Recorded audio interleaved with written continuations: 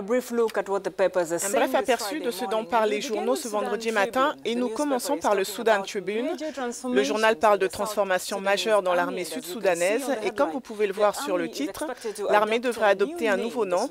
L'armée populaire de libération du Soudan SPLA a été changée en Force de défense du Sud-Soudan, SSPDF. La décision a été prise à la fin de la 6e conférence du Conseil de commandement de l'APLS, au cours de laquelle plusieurs résolutions ont été adoptées.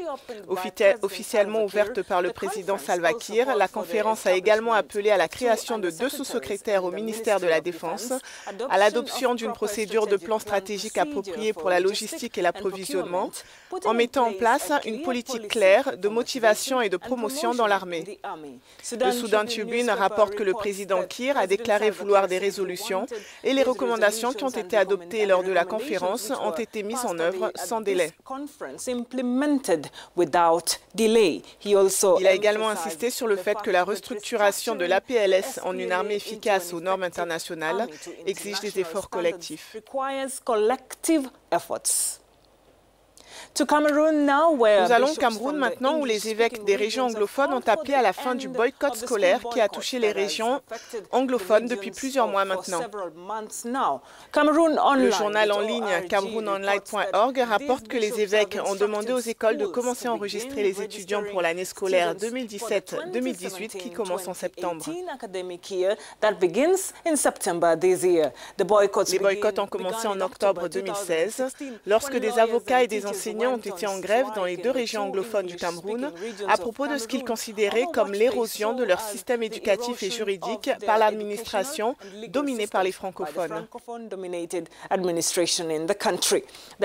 L'association locale de parents et de professeurs, la PTA, a également appelé à la fin du boycott, affirmant qu'il avait imposé un fardeau disproportionné aux enseignants, aux étudiants et aux parents. Les parents et les enseignants se sont également plaints que le boycott de l'école avait amené les enfants à prendre de mauvaises habitudes, ce qui entraînait des taux élevés de grossesse non désirée, une vague de criminalité croissante, une augmentation de l'abus de drogue et une augmentation des dépenses des ménages. Cameroon Online conclut en disant que les autorités ont accueilli favorablement ce pas comme un pas dans la bonne direction. Nous terminons cette revue de presse d'aujourd'hui en Afrique du Sud. Le pays célèbre le mois de la femme. Il le commémore en août en hommage aux plus de 20 000 femmes qui ont défilé le 9 août 1956 pour protester contre l'extension des laissez-passer aux femmes.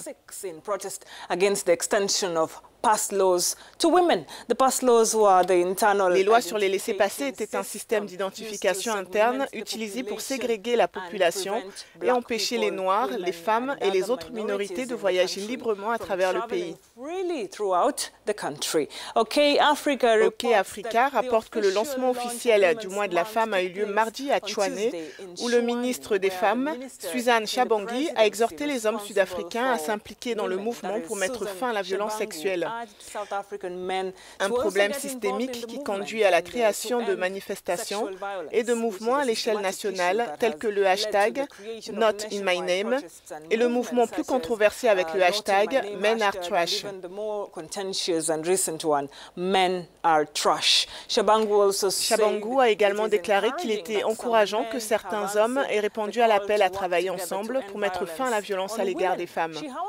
Elle a toutefois insisté sur la nécessité de voir et d'entendre plus d'hommes s'exprimer et agir contre les abus faits aux femmes. C'est tout pour moi.